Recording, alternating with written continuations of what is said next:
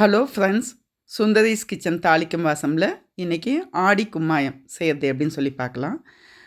இந்த இனிப்பு செட்டிநாட்டு ஸ்பெஷல். ஆடி மாதத்தில் மட்டும் இல்லை, கல்யாணங்களில் வீட்டு விசேஷங்களில் முக்கியமாக இடம்பெற இனிப்பு இந்த ஆடி கும்மாயம். ஆடி கும்மாயம் செய்கிறதுக்கு என்னென்ன பொருள் தேவைன்னு சொல்லி பார்த்துடலாம்.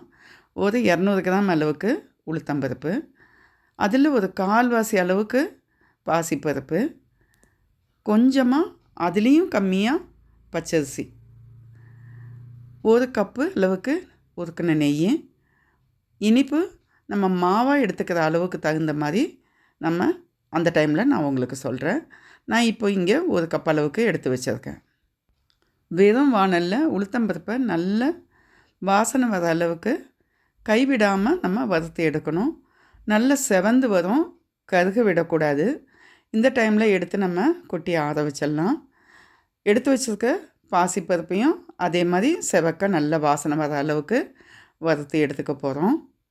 இப்போ பார்த்திங்கன்னா செவந்து வந்துடுச்சு. அதையும் எடுத்து கொட்டி ஆற வச்சிட்றேன். அதே வாணலில் அரிசி, பச்சரிசி பொரியிற அளவுக்கு நல்லா வறுத்துக்கணும்.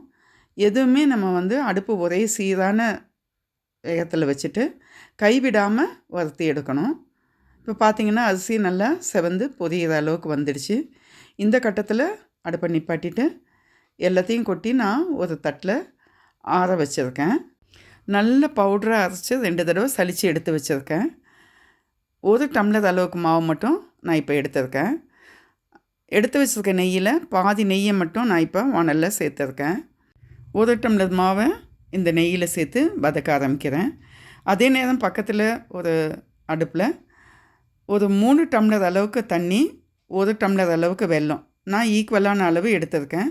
உங்களுக்கு இனிப்பு அதிகமாக வேணும்னாக்கா இன்னும் கொஞ்சம் வெல்லம் சேர்த்துக்கலாம். இதில் பாதி வெல்லமும் பாதி கருப்பட்டியும் சேர்த்து செய்கிறதும் வழக்கம்.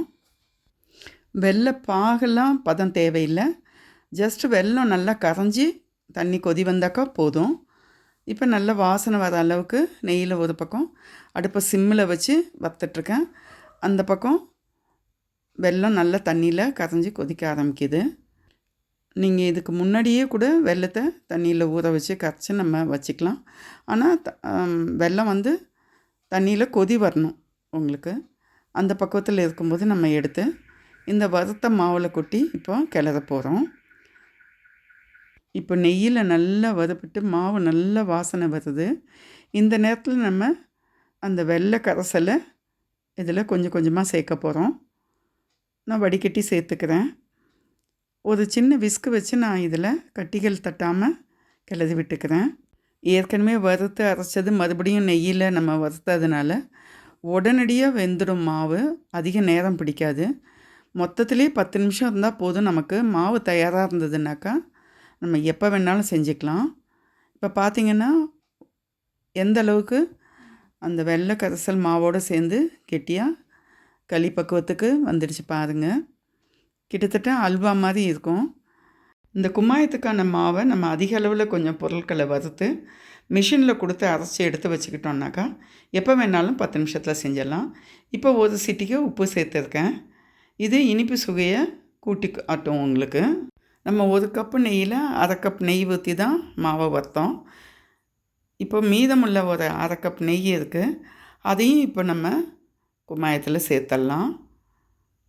இது எவ்வளோக்கு எவ்வளோ நெய் சேர்க்குறோமோ அவ்வளோக்கு அவ்வளோ மெத்துன்னு அவ்வளோ நல்லாயிருக்கும். வாயில் போட்டு அப்படியே கரையும். இதுக்கு வேறு எந்த ஏலக்காய் பொடியோ முந்திரியோ வேறு எதுவுமே கிடையாது. அந்த உளுத்தம்பருப்பு பைத்தம்பருப்பு பொரியரிசி வாசனை தான் இதோட ஸ்பெஷாலிட்டியே. ஒரிஜினலாக அப்படியே சாப்பிட்லாம் அப்படிங்கிற அளவில் இருக்கும். இந்த ஆடி கும்மாயத்தை எனக்கு அறிமுகப்படுத்தினது என்னுடைய தோழி, ஆத்தங்குடி மற்றும் பள்ளத்தூரை சேர்ந்த அன்னபூர்ணி நாராயணன். அவங்க வீட்டு கல்யாணத்தில் கலந்துக்கும்போது எடைப்பலகாரம்னு சொல்லி இதை பரிமாறினாங்க. அதாவது நம்ம ஈவினிங் டிஃபனுக்கு கொடுப்போம் இல்லையா, அந்த டைமில் ஒரு காரம், அது கூட இந்த ஆடிக்கும்மாயம். அப்படியே அந்த வாழை இலையில் தலை தலைன்னு இதை சாப்பிட்டதுக்கப்புறம் அந்த ருசி இன்னைய வரைக்கும் நாக்கில் அப்படியே ஒட்டிக்கிச்சு.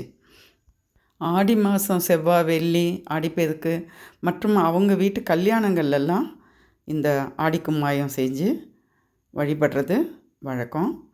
நமக்கெல்லாம் கேசரி எப்படியோ அந்த மாதிரி அவங்களுக்கு உடனடியாக செஞ்சு கொடுக்கக்கூடிய பலகாரமாக இந்த ஆடி கும்மாயம் இருக்குது. நீங்களும் செஞ்சு பாருங்கள். இந்த வீடியோ பிடிச்சிருந்தா லைக் பண்ணுங்கள், ஷேர் பண்ணுங்கள், சப்ஸ்கிரைப் பண்ணுங்கள். நன்றி, வணக்கம்.